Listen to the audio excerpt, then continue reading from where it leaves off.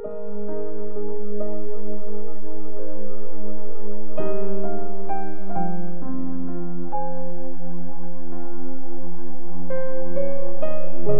chapter 35. Ang parusa ng Diyos sa Edom.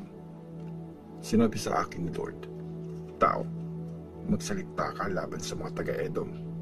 Sabihin mong ito ang pinapasabi ni Lord God. Bundok ng Edom, kaaway mo ako. Paparusahan kita. Gagawin kong wasak at tiwangwang ang lupain mo. Wawasakin ko ang mga city mo at wala nang titira doon. At malalaman mong ako si Lord. Kalaban mo na ang Israel kahit noon pa, at pinabayaan mong mapatay siya sa time ng paghihirap niya nung pinarusahan siya. Ako ang Diyos na buhay, sabi pa ni Lord God. Sinusumpa ko, mamatay ka at hindi mo yun matatakasan. Pumatay ka, kaya papatayin ka rin. Magiging wasak at tiwangwang ang bansa ng Edom at papatayin ko ang lahat ng dadaan doon. Pupunin ko ng bangkay ang mga bundok at yung mga katawan ng mga namatay sa labanan, itatambak ko sa maliliit na bundok, sa mga valley at sa mga daluyan ng tubig. Forever nang walang tao doon at wala na ulit titira sa mga city mo. Tapos nun, malalaman mo na ako si Lord. Sinabi mong sa iyo ang mga bansang Juda at Israel. Inaangkin mo yon kahit akong si Lord ang Diyos nila. Kaya ngayon, gaganti ako sa lahat ng galit, selos at ngit-ngit mo sa bayan ko. Ako si Lord God, ang Diyos na buhay. Makikilala mo ako pag pinarusahan kita. Tapos, malalaman mong narinig ko yung mga insultong sinabi mo laban sa mga bundok ng Israel. Sabi mo, wala nang tao doon at sira na yon, kaya pwede mo nang sakupin. Ako si Lord at narinig ko ang mga pagyayabang at panlalait mo sa akin. Sinabi pa ni Lord God, magse-celebrate ang buong mundo pag winasak kita, gaya ng pag-celebrate mo nung nasira ang Israel na pag-aari ko. Magiging tiwangwang ang mga bundok ng Seir at ang buong Edom. Pagkatapos nun, malalaman ng lahat na ako si Lord.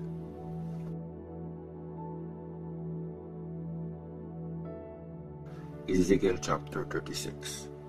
Ang blessing ng Diyos sa Israel. Sinabi ni Lord sa akin, Tao, kausapin mo ang mga bundok ng Israel at sabihin mong pakinggan nila ang message ko. Ganito ang sinasabi ni Lord God. Pinagtawanan kayo ng mga kalaban nyo at sabi nila, buti nga sa inyo, amin na ang mga bundok nyo. Kaya sabihin mo ang message ni Lord God. Winasak at tinurog kayo ng mga kalaban nyong galing sa iba't ibang direksyon. Tapos, inangkin kayo ng mga kalapit na bansa. Pinagtawanan ang Israel at nilait ng mga tao. Kaya, pakinggan nyo ang message ni Lord God. Kayo mga bundok, burol, daluyan ng tubig, valley at mga lugar na nasira. Ito rin ang message niya sa inyo, kayong mga city na wala nang nakatira, na ninakawan pa at pinagtawanan ng mga bansa sa palibot nyo. Sabi ni Lord God, galit na galit ako sa mga bansa sa paligid nyo, lalo na sa Edom. Ang yayabang nila nung kinamkam nila ang lupain ko. Tuwang-tuwa pa sila nung nangkin nila ang mga pastulan doon. So, magsalita ka tungkol sa lupain ng Israel. Sabihin mo ito sa mga bundok, burol, daluyan ng tubig at valley. Ako si Lord God, galit na galit ako kasi ininsulto kayo at pinahiya ng mga bansa. Sinabi pa ni Lord God, sinusumpa ko na mapapahiya din niyang mga bansang nasa paligid nyo.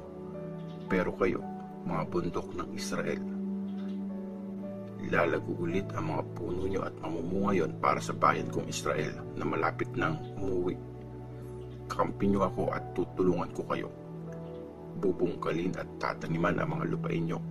Paparamihin ko ang mga tao sa inyo. Magtitirhan na ulit ang mga city at itatayo ang lahat ng nasira. Paparamihin ko ang mga tao at hayop. Magkakanak sila ng marami at titira na ulit sa iyo ang mga tao gaya dati.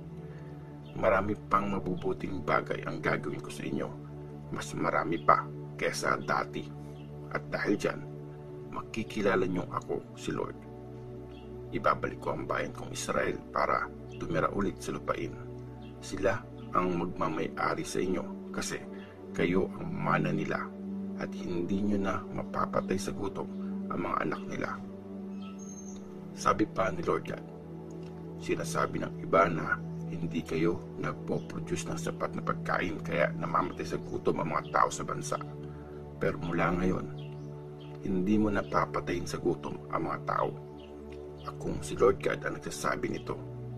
Hindi ko na hahayaang marinig nyo ang mga insulto ng mga bansa at ang pangmamaliit ng mga tao. Hindi na kayo magiging dahilan ng pagbaksak ng bansa nyo. Akong si Lord God ang may sabi nito. Bagong buhay para sa Israel.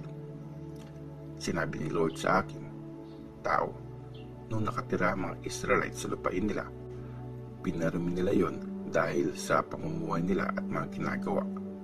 Kasing dumi ng isang babaeng may period ang buhay nila. Madumi yon ayon sa ritual. Pinuhos ko ang matinding galit ko sa kanila kasi pumatay sila at pinarumi nila ang lupain nung sumamba sila sa mga Diyos-Diyosan.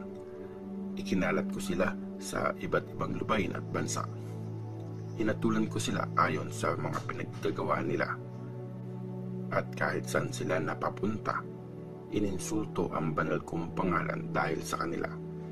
Sabi ng mga tao, bayan daw sila ni Lord pero pinalayas sila sa lupain niya. Importante sa akin ang banal kong pangalan, pero dahil sa inyo mga Israelites, ininsulto yun sa lahat ng bansang narating nyo. Kaya ngayon, sabihin mo sa mga Israelites ang message ni Lord God. Hindi para sa inyo mga Israelites ang gagawin ko. Para ito sa banal kong pangalan na pinahiya nyo sa lahat ng bansang napuntahan nyo. Ipapakita ko sa mga bansa ang kabanalan ng dakila kong pangalan na nilapastangan nila. Pinahiya nyo ang pangalan ko sa mga bansa. Malalaman nilang ako, si Lord. Gagamitin ko kayo para ipakita sa mga bansa na banal ako. Ito ang sinasabi ni Lord God. Kukunin ko kayo sa mga bansa. Titipunin mula sa iba't ibang lugar at ibabalik sa sarili niyong lupain. Wiwisikan ko kayo ng malinis sa tubig para luminis kayo. Aalisin ko ang dumi nyo galing sa mga Diyos-Diyosan at sa lahat ng bagay na nagpadumi sa inyo.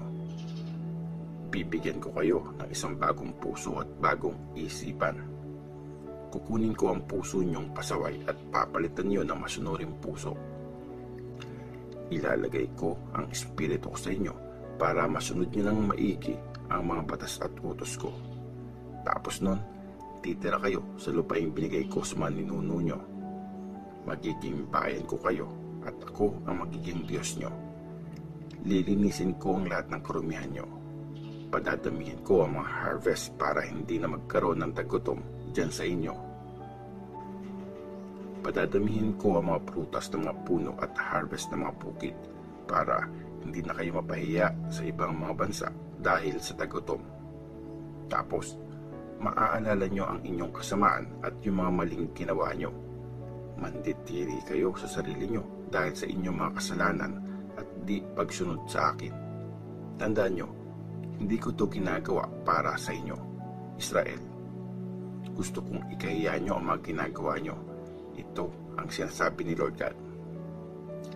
Sinabi pa ni Lord God, pag nalinis ko na kayo sa lahat ng mga kasalanan nyo, hahayaan ko kayong tumira ulit sa mga city at itayo ang mga nasirang lugar. Bubungkalin ulit ang lupa na nakatiwangwang lang at makikita ng lahat ng mga dumadaan doon na hindi na yon yung dating lupain na napabayaan. Sasabihin nila, dati nakatiwangwang lang itong lupa. Ngayon, parang Garden ng Eden na. Sa kayo mga city na winasak at pinabayaan noon, may mga nakatira na ngayon at may matitibay na pader pa. Tapos, malalaman ng mga katabi niyong bansa na ako, si Lord, ay nagtayo ng mga nasirang city at nagtanim sa mga nakatiwangwang na lupa.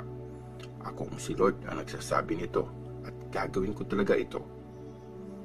Sinabi pa ni Lord God, papakinggan ko na ulit ang mga prayers ng mga Israelites at papadamihin ko sila na para mga tupa. mapupuno ulit ng tao ang mga nasirang city gaya ng Jerusalem na puno ng mga tupang ihahandog pag may piyesta. Dahil dyan, makikilala nilang ako si Lord.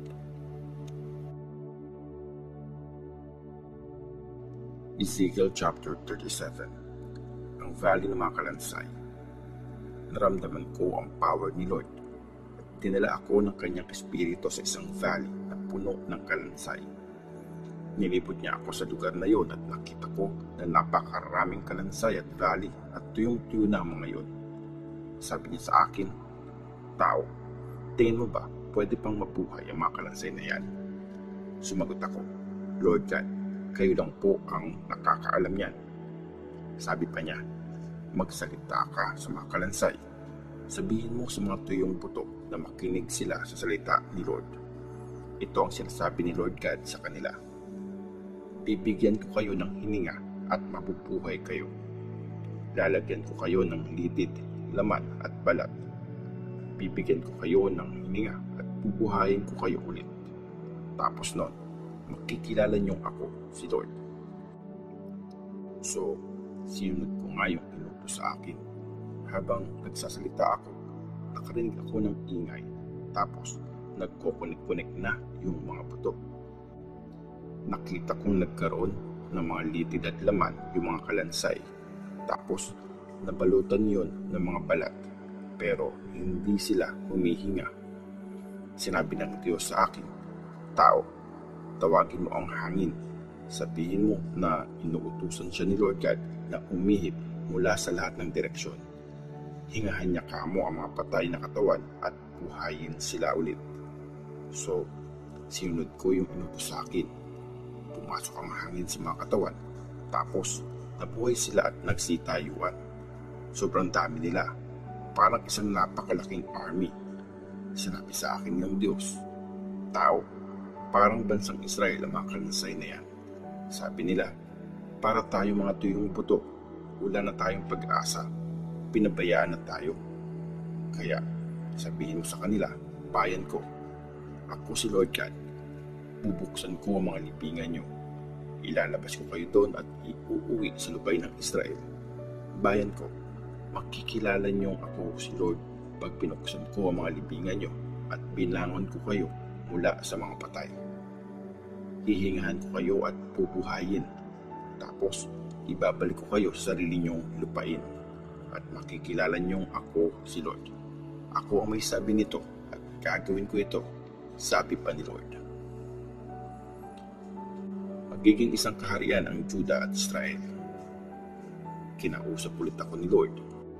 Sabi niya, "Tao, kumuha ka ng isang kahoy na stick at sulatan mo yon ng kaharian ng Juda.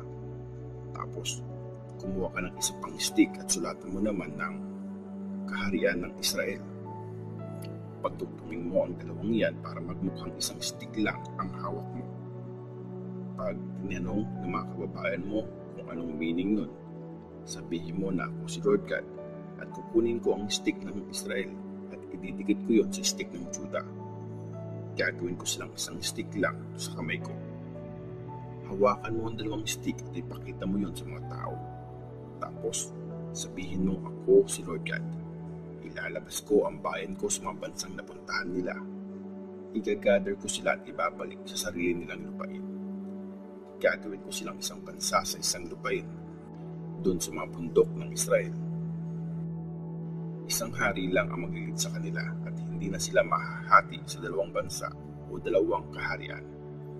Hindi na sila sasamba sa mga Diyos-Diyosan o susuway sa akin. Lilinisin ko sila at poprotektahan para hindi na sila bumalik ulit sa kasalanan. Magiging bayan ko sila at ako ang magiging Diyos nila.